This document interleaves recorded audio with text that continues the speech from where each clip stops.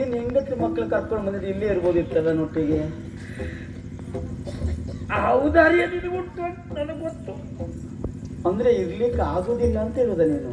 ಹಾಗಲ್ಲ ಕೃಷ್ಣಯ್ಯ, ಒಂದು ಪಕ್ಷ ಇರ 15 ದಿವಸ ನಮ್ಮದೇ ಆದ ಮನೆ, ಹಾ ಹಾ ಹಾ, ಅಲ್ಲಿಯ ನಿತ್ಯ ಪದ್ಧತಿ, ನಮ್ಮನ್ನು ನಂಬಿದಂತ ಜನ, ನಿನಗೆ ಬಹುಶಃ ಸಂಪಾದನೆ ಎಷ್ಟು ಅಂತ ವಿಚಾರ ಮಾಡಲಿಲ್ಲ ಜೀವನದಲ್ಲಿ ಕೃಷ್ಣ. ನಿನಗೆ ನನ್ನದೇ ಆದ ಕೆಲವು ಒಂದಾದ್ರೂ ಶಿಷ್ಯ ವರ್ಗ ಉಂಟು ಕೃಷ್ಣ. ಖಂಡಿತ ಖಂಡಿತ. ಅವರಿಗಾಗಿ ಆದ್ರೂ ನಾನು ಹೋಗಬೇಕಲ್ಲ ಕೃಷ್ಣ. ನಿನಗೆ ಬಹುಶಃ ಇಲ್ಲಿನ ವೈಭವ ಸಾಲದು. ಯಾಕೆಂದ್ರೆ ನಿಮ್ಮನೇಲಿ ಇನ್ನೂ ಹೆಚ್ಚಿನ ವೈಭವ ಉಂಟು ನೋಡು. ಅದನ್ನೇ ನೆನೆಸಿಕೊಳ್ಳುವುದು ನಾನು. ಇಲ್ಲಿರ್ಲಿಕ್ಕೆ ಆಗುದಿಲ್ಲ, ಅಲ್ಲಿ ಹೋಗ್ಬೇಕು ಅಲ್ಲಿ ಹೋಗ್ಬೇಕು ಕೃಷ್ಣ. ಓ ನಾನು ಬರ್ತೇನೆ ಕೃಷ್ಣ. ಮನೆ ಹೋಗುದಾ? ನನಗೆ ಹೋಗ್ಲೇಬೇಕು ಕೃಷ್ಣ. ಬರುವಾಗ ಹೇಗೆ ಬಂದೆ? ಬರುವಾಗ ಏನೋ ನಿನ್ನ ಅನುಗ್ರಹದಿಂದ ನಾ ಬಂದೆ. ಹೌದಾ? ಹೇಗೆ ಬಂದೆ ಅಂತ ನಾನು ಎಣಿಸ್ಕೊಳ್ಲಿಕ್ಕೆ ಇಷ್ಟಪಡುವುದಿಲ್ಲ. ಆದ್ರೂ ನಿನ್ನ ಅನುಗ್ರಹದಿಂದ ನಾ ಬಂದೆ. ಹೋಗುವಾಗ ನನ್ನ ಅನುಗ್ರಹದಿಂದ ಹೋಗ್ಬೇಡುವ ನೀನು. ಅದು ಇರ್ತದೆ ಅಂತ ವಿಶ್ವಾಸದಲ್ಲೇ ಹೋಗ್ತೇನೆ ಕೃಷ್ಣ. ಆಗಲೇ ಇರ್ತದೆ ಅಂತ ನೀನ್ ಹೇಳಿದ್ರೆ ಆಗುದಿಲ್ಲ, ನಾ ಕೊಡ್ಬೇಕು ಅದನ್ನ. ಕೊಡ್ತೀಯಾ? ನೀನ್ ನೋಡದೆ ನಾನು ಕೊಟ್ಟಿದ್ದುಂಟು ಅನುಗ್ರಹ. ಬರುವಾಗ ಹೌದು, ನೋಡಿದ ಮೇಲೆ ನಾನು ಇಷ್ಟಪಟ್ಟು ಕೊಡ್ಬೇಕು. ಯಾರಿಗೆ ಏನು ಕೊಡ್ಬೇಕು ಅಂತುಂಟು. ಹಾ, ಅದು ಸತ್ಯ ಕೃಷ್ಣ. ಹಾ. ಅದು ನಿಜವಾದ ಸತ್ಯ. ಲೋಕದ ತಂದೆಯಾದಂತ ನಿನಗೆ ನನಗೇನು ಬೇಕು ಅಂತ ನಾನು ಕೇಳುವುದು, ಕೊಡುವುದು ಒಂದಕ್ಕೊಂದು ಸಂಬಂಧ ಇಲ್ಲ. ನೀನು ಹೀಗೆ ಹೋಗ್ಲೇ ಶರಣನನ್ನು ಬೀಳ್ಕೊಡುತ್ತಲಿ ದೇವರ ದೇವಸಿರಿ ವರವೋ. ಶರಣನನ್ನು ಬೀಳ್ಕೊಡುತ್ತಲಿ ಸಿರಿವರ ದೇವರ ದೇವನದು, ಆ ದೇವರ ದೇವನದು. ಹರಸುತ್ತ ಬಿಗಿದ ಕೂದಲ ಹರಸುತ್ತ ಬಿಗಿದ ಪುಟ ಕೃಷ್ಣ ಗೋವಿಂದ. ಹರಸುತ್ತ ಬಿಗಿದ ಮೊದಲಾದನನು ಗರುಡನ ಏರುತ್ತ ಸಂಚರಿದ, ಗರುಡನ ಏರುತ್ತ ಸಂಚರಿದ.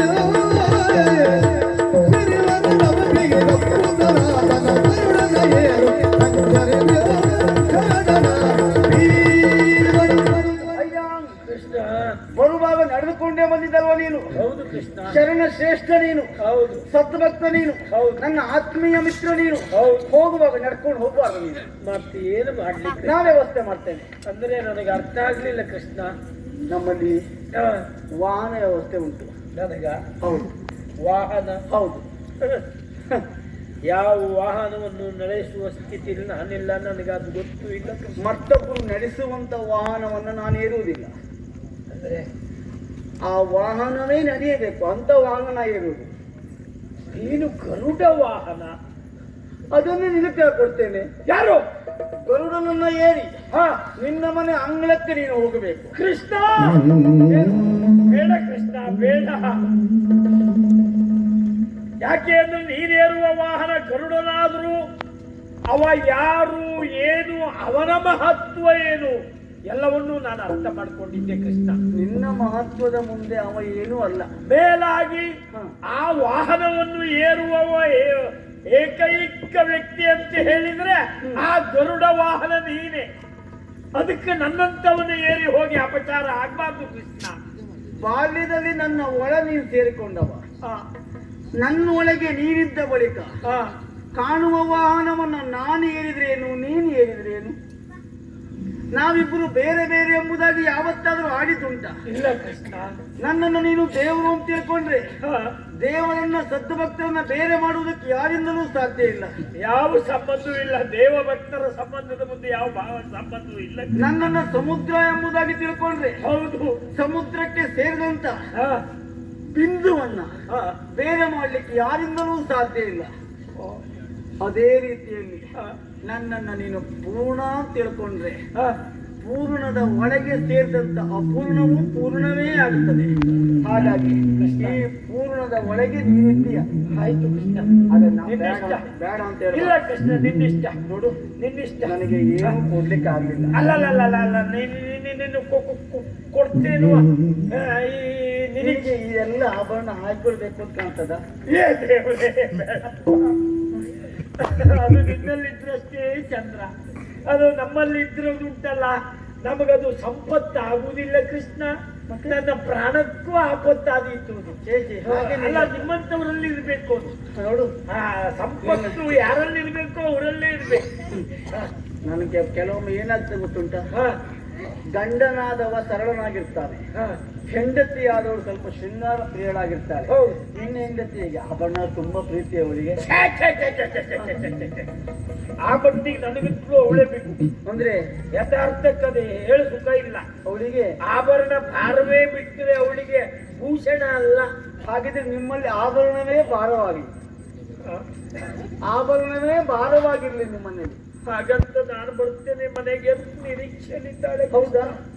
ಗಂಡ ಎಷ್ಟೊತ್ತಿಗೆ ಬರ್ತಾನೋ, ಏನ್ ತರ್ತಾನೋ ತರುವುದಲ್ಲ, ಬರ್ತಾನೆ. ನಿರೀಕ್ಷೆ ಹಾಗೆ ಅವಳು ಗಂಡ ಎಷ್ಟೊತ್ತಿಗೆ ಪತಿವಿರುತ್ತೆ ಸಾತ್ವಿ, ಆ ಮಟ್ಟಿಗೆ ಸಮಾಧಾನ ಉಂಟು. ನಿನ್ನ ನಿರೀಕ್ಷೆಯನ್ನು, ಅವಳ ನಿರೀಕ್ಷೆಯನ್ನು ನಾನು ಸಫಲ ಮಾಡ್ತೇನೆ. ಬರ್ತೇನೆ, ನೆಮ್ಮದಿಯಿಂದ ಹೋಗು. ಶರಣ ಕುಮುದ ಚಂದ್ರ ಎನ್ನಯ ಹರಣ ಗೆಳೆಯ ಸಕುಲ ಸಾಂದ್ರ.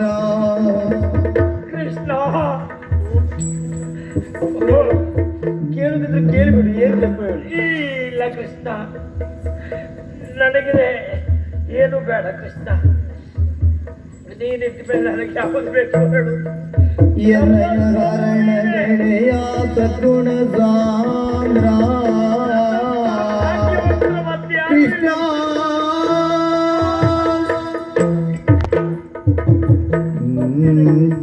ಬರದೊಳಗಾಲಂಗಿಸುತ್ತ ಶರಣನ. ನಾನು ಕೈ ಹಿಡಿದು ಮೇಲೆತ್ತಿದ್ದು ನನ್ನ ಪಾದಕ್ಕೆ ಬಿದ್ದ ನಿನ್ನನ್ನಲ್ಲ, ವ್ಯಕ್ತಿ ಬದುಕಿನಲ್ಲಿ ಮೇಲೆ ಬರಬೇಕು. ನಿನಗೆ ಹಾಗೆಯೇ ಆಗ್ತಿ. ಧನ್ಯವಾದ ಕೃಷ್ಣ.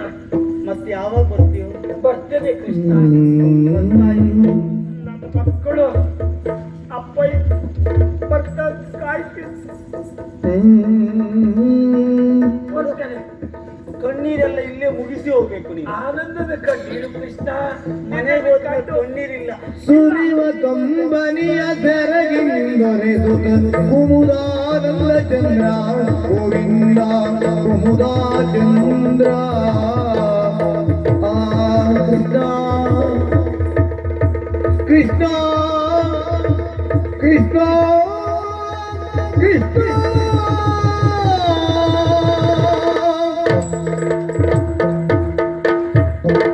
ಏನಿದು? ದೇವತೆಗಳೆಲ್ಲ ಒಟ್ಟಾಗಿ ಹೂಮಳೆಯನ್ನು ಎಗರಿಯುತ್ತಿದ್ದಾರೆ. ಪರಿಶುದ್ಧವಂತ ಭಕ್ತಿಯನ್ನು ಕಂಡು, ಆತ್ಮೀಯತೆಯನ್ನು ಕಂಡು ಅವನ ಗುಣಗಾನವನ್ನು ದೇವತೆಗಳು ಮಾಡುತ್ತಿದ್ದಾರೆ. ಇಷ್ಟರವರೆಗೆ ನೀನು ಸುಧಾಮನಾಗಿದ್ದೆ, ಇನ್ನು ಮುಂದೆ ನೀನು ಶ್ರೀಧಾಮನಾಗು ಶ್ರೀಧಾಮನಾಗು ಶ್ರೀಧಾಮನಾಗು ಎಂಬುದಾಗಿ ದೇವತೆಗಳು ಅವನನ್ನು ಹರಿಸುತ್ತಾ ಇದ್ದಾರೆ. ದೇವತೆಗಳ ಗುಂಪಿನಲ್ಲಿ ನಾನು ಒಬ್ಬ ತಾನೆ. ಸುಧಾಮ, ನೀನು ಈ ಕ್ಷಣದಿಂದ ಶ್ರೀಧಾಮ.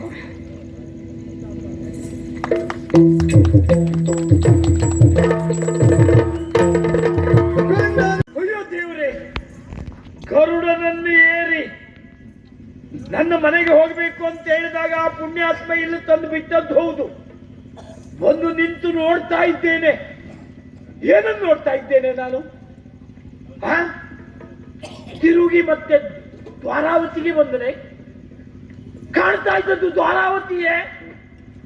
ಆ ಪರಮಾತ್ಮ ಮತ್ತೆ ನನ್ನನ್ನು ತಿರುಗಿ ಕರೆಸಿಕೊಂಡನೆ. ಅಲ್ಲ ಅಲ್ಲ, ಭವ್ಯವಾದಂತ ದ್ವಾರಾವತಿಯಲ್ಲಿ ಯಾವ ರೀತಿ ಆ ಕೃಷ್ಣ ಉಳ್ಕೊಂಡಂತ ಭವನವನ್ನು ನೋಡಿದ್ದೇನೋ ಅದೇ ಭವನವನ್ನು ನಾನಿಲ್ಲಿ ಕಾಣ್ತಾ ಇದ್ದೇನೆ. ಇದನ್ನು ನೋಡುವಾಗ ಹಾಗಿದ್ರೆ ನನ್ನ ಮನೆ ಎಲ್ಲೋಯ್ತು? ಅಯ್ಯೋ, ನನ್ನ ಗುಡಿಸಲು ಎಲ್ಲೋಯ್ತು? ನನ್ನ ಗುಡಿಸಲು ಇಲ್ಲದೆ ಸ್ಥಿತಿ ಬಂತು ಅಂತ ಲೆಕ್ಕ ಹಾಕಿ ನೋಡುವಾಗ ನಮ್ಮ ಮನೆಯ ಆಚೆ ಈಚೆ ಇದ್ದ ಮನೆ ಎರಡೂ ಹಾಗೆ ಉಂಟು. ಎಂಬಲ್ಲಿಗೆ ನಾನು ನೋಡ್ತಾ ಇದ್ದದ್ದು ನನ್ನ ಮನೆಯ ಜಾಗವೇ ಹೌದು. ಆ ಹರಿದ ಗುಡಿಸಲು ಅಲ್ಲ, ಈ ಭವ್ಯ ಭವನ, ಈ ಭವನವನ್ನು ಕಾಣ್ತಾ ಇದ್ದೇನೆ. ಅಯ್ಯೋ, ನನ್ನ ಚಿನ್ಮಯಿ, ನನ್ನ ಹೆಂಡತಿ ಅವಳೆಲ್ಲಿರ್ಬಹುದು? ಎಲ್ಲಿರ್ಬಹುದು?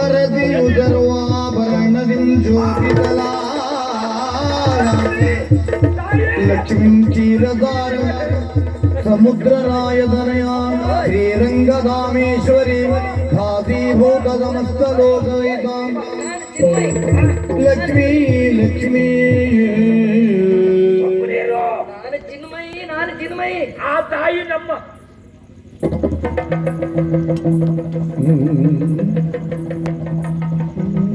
ಯಾರನ್ನ ಸುಮ್ನೀರು ಸುಮ್ನೀರು ಅಂತ ಹೇಳುದು? ದೇವ್ರಿ, ಏನಾಯ್ತು? ನೀನೇನೆ? ಹೌದು, ನಾನೇ. ಎಂತದ್ದಾಗೋಗ್ತಿದ್ದೆ. ಲಕ್ಷ್ಮೀ ರಮಣನನ್ನು ನೋಡಿಕೊಂಡು ಬಂದಿದ್ದೇನೆ. ನೀನಿನ ಕಣ್ಣೀರು ಹಾಕ್ಲಿಕ್ಕಿಲ್ಲ. ನೀನು ಮನೆಗೆ ಹೋಗು, ನೀನು ಸುಖದಲ್ಲಿ ಇರ್ತೀಯ, ಇರಬೇಕು ಅಂತ ಹಾರೈಸಿದ ಕಳಿಸಿದಂತ ಪರಮೇಶ್ ಆ ಮಹಾವಿಷ್ಣು. ಹಾಗಿದ್ದರೆ ಲಕ್ಷ್ಮಿಯನ್ನೇ ನನ್ನ ಮನೆಗೆ ಕಳಿಸ್ಬಿಟ್ನೆ. ಆ ತಾಯಿಯ ಅನುಗ್ರಹ ಅಂತ ಭಾವಿಸಿ ಅವಳನ್ನೇ ಕಂಡಾಗಾಗಿ ನಿನ್ನ ಕಾಲಿಗೆ ಬಿದ್ದು ಬಿಡ್ತಿದ್ದಲ್ಲ. ಅಪರಾಧ ಆಗಿ ಹೋಗ್ತಿತ್ತು ಈಗ. ಇದು ಎಂತದ್ದು? ಲಕ್ಷ್ಮಿ ಅಲ್ಲ. ಹೌದೇನೆ? ಆಶ್ಚರ್ಯ ಆಯ್ತು ಸ್ವಾಮಿ. ಚಿನ್ಮಯಿ, ಇದು ಇದು ಇದು ಇದು ಇದು ಇದು ಒಮ್ಮೆ ಇದೆಲ್ಲ ಈ ಮನೆ ಇದೆಲ್ಲ ಎಂತದ್ದು? ಇದು ಆಶ್ಚರ್ಯ ಆಯ್ತಾ? ಅಲ್ಲ, ಇದು ನನಗೆ ವಿಚಿತ್ರ. ನನಗೂ ಕೂಡ ಆಶ್ಚರ್ಯವೇ ಆದದ್ದು. ಹಿರಿಯನೆ ಲಾಲಿಸು ಶ್ರೀಪತಿಯನಗೆ ಕರುಣವ ತೋರಿಗನೋ.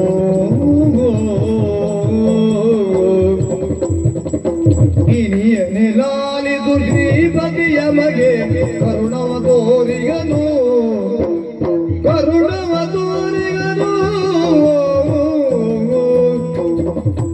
ಅತಿ ದಾರಿದ್ರ್ಯವು ಕಳೆಯಿತು ನೀವು, ಅತಿ ದಾರಿದ್ರ್ಯವು ಕಳೆಯಿತು ನೀ ಶ್ರೀಪತಿಯಾದಿರಿ ಮುಂದಿನ್ನು. ಅತಿ ದಾರಿದ್ರ್ಯವು ಕಳೆಯಿತು ನೀ ಶ್ರೀಪತಿಯಾದಿರಿಗೆ ಮುಂದಿನ್ನು. ಇನಿಯ ಇನಿಯ ಇನಿಯ ಇನಿಯ. ಆಶ್ಚರ್ಯಕ್ಕೊಳಗಾದ್ರ? ಆಶ್ಚರ್ಯ ಅಲ್ಲದೆ ಮತ್ತೇನು? ನಾನು ಕೂಡ ಒಮ್ಮೆ ಆಶ್ಚರ್ಯಕ್ಕೊಳಗಾದವಳೇ ಇದ್ದೇನೆ. ಏನೇ? ಶ್ರೀಪತಿಯನ್ನ ಕಾಣುವುದಕ್ಕೆ ನೀವು ಹೋದವರು. ಹೌದು. ಎಷ್ಟೊತ್ತಿಗೆ ಬರ್ತೀರಿ ಅನ್ನೋ ಹಾಗೆ ನಿರೀಕ್ಷೆಯಲ್ಲೇ ಇದ್ದದ್ದು. ಹಾಗೆ ಮಲಗಿದವಳು ನಾನು. ಎದ್ದು ನೋಡ್ತಾ ಇದ್ದೇನೆ, ನಮ್ಮ ಮನೆ ಇಲ್ಲ. ನೀನು ಮಲಗಿದ ಗುಡಿಸಲಾಗಿಲ್ಲ. ಆಗಿರ್ಲಿಲ್ಲ. ದೊಡ್ಡ ವಿಶೇಷ ಬಂಗಲೆಯಾಗಿ ಕಾಣ್ತಾ ಭವನವಾಗಿ ಕಂಡೆ ನೀನು. ಹೌದೌದು. ಅದು ನನಗೆ ಆಶ್ಚರ್ಯ. ಮತ್ತೆ ನೋಡಿದ್ರ, ನಾನು ಮಲಗಿದ ಜಾಗದಲ್ಲಿ ಇಲ್ಲ. ಹಂಸ ತೂಲಿಕ ತಲ್ಪಗಳೆಲ್ಲ ಉಂಟು. ದೇವ್ರೇ ನಮ್ಮ. ಇದು ಬಳೆ ನೋಡಿ, ಒಳ್ಳೆದುಂಟ. ಇದು ಬಂಗಾರ ಕಾಂಟಕ್ಕೆ ನೋಡಿ. ಅಲ್ಲ, ಬಂಗಾರದ್ದೇ ಹೋದೇನೆ. ಎಲ್ಲ ಬಂಗಾರದ್ದೇ. ಅನುಮಾನ ಇಲ್ಲ. ಇಲ್ಲಪ್ಪ. ಹೌದು, ಸೀರೆ ನೋಡಿ, ಪಟ್ಟೆ ಸೀರೆ. ಹೌದು, ಪಟ್ಟಿ ಸೀರೆ. ಹೌದೌದು, ಹುಟ್ಟೆ ಹುಟ್ಟಿದ್ದೆ. ನೀವು ಬರುವಾಗ ಹೀಗೆ ಶೃಂಗಾರದಿಂದಿದ್ದೇನೆ ನಾನು. ನಿಮ್ಗೆ ಸಂತೋಷ ಆಯ್ತು. ನಮ್ಮ ಈ ದಟ್ಟ ದರಿದ್ರ ಎಲ್ಲ ದೂರ ಆಗಿ ಹೋಗಿದೆ. ದಾರಿದ್ರ್ಯ ದೂರ ಆಯ್ತು. ಹೌದೌದು, ಲಕ್ಷ್ಮೀ ರಮಣನ ಅನುಗ್ರಹ ಆಯ್ತು. ನಮ್ಮ ಪಾಲಿಗಾಯ್ತು. ಹಾಗಾಗಿ ನಿನ್ನದ್ದು ನೋಡ್ರಿ ಹೀಗೆಲ್ಲ ಆಯ್ತು. ಹೌದೌದು. ಹಾ, ಇನ್ನೂ ಒಂದು ಆಸೆ ಉಂಟು ನನಗೆ. ಏನು? ಹೊಟ್ಟೆಗೆ ಇಟ್ಟಿಲ್ರಿ ಮಲಗಿದ್ವಿ ಎಷ್ಟು ದಿವಸ ನಾವು. ಇವತ್ತು ನನಗೆ ಅಡಿಗೆ ಮಾಡ್ಲಿಕ್ಕೆ ಬರುದಿಲ್ಲ ಅಂತ ಭಾವಿಸಿದ್ರೆ ನೀವು. ಅಂದ್ರೆ ಬಗೆ ಮೃಷ್ಟಾನ್ನ ಭೋಜನ ನಿಮ್ಗೆ. ಹೌದಾ? ಹೌದಪ್ಪ, ಎಲ್ಲ ಮಾಡಿ ಎಲ್ಲ ಮಾಡ್ತೇನೆ. ಗಸಗಸೆ ಪಾಯಸ ಮಾಡ್ತೇನೆ. ಗಸಗಸೆ ಪಾಯಸ. ಹೌದು, ನನಗೆ ಹೌದು. ಗಸಗಸೆ ಪಾಯಸ ಇದು ನನಗೆ. ಹೌದು, ಲಡ್ಡು. ಹಾ, 4-5 ಬಗೆಯದಲ್ಲ. ಅದ್ರ ಒಟ್ಟಿಗೆ ಇದೊಂದೇ ಇರ್ಲಿ. ಯಾಕೆ ನೀವು ಅಲ್ವಾ? ಒಳ್ಳೇದು. ಮತ್ತೇನಾದ್ರೂ ಇದ್ರೆ ಹೇಳು. ಸಾರು, ಹುಳಿ, ಮಜ್ಜಿಗೆ. ಅಲ್ಲ, ಎಲ್ಲ ಸೀದೆ ಹೇಳು. ಹೋಳಿಗೆ. ಹೌದು, ಎಲ್ಲ ಮಾಡು. ಲಾಡು, ನೀವು ಸಿಹಿ ಅಂತ ಹೇಳಿ. ಕೇಸರಿ. ಹೌದು, ಎಲ್ಲ ಇರ್ಲಿ. ಇನ್ನು ಮುಂದೆ ನಮ್ಮ ಜೀವನ ಸಿಹಿಯಾಗಿರ್ಬೇಕು. ಹಾಗೆ ಇರ್ತದೆ. ನೀವೇ ಶ್ರೀಪತಿ, ನಾನೇ ಶ್ರೀಮತಿ. ಅರದಿಯ ನುಡಿ ಕೇಳಿ ಇದ ಪ್ರಜ್ಞಾನಿತನು,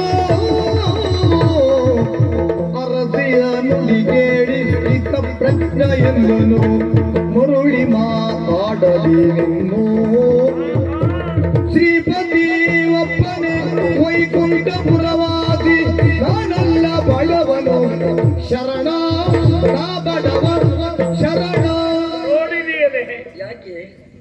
ಯಾರು ಕೊಟ್ರು, ಎಷ್ಟು ಕೊಟ್ಟಾರು, ಏನ್ ಕೊಟ್ಟಾರು? ಧನಿಕನಾದವ ಎಷ್ಟೇ ಕೊಟ್ರು ಮನೆ ತನಕ, ಅದೇ ದೇವರು ಕೊಟ್ರು ಕೊನೆ ತನಕ ಎನ್ನುವಂತ ಮಾತು ಸತ್ಯ ತಾನೆ. ಹೌದು. ನೋಡಿದೀಯಾ? ಇದು ಎಂತ ವಿಚಿತ್ರ. ಹೌದು.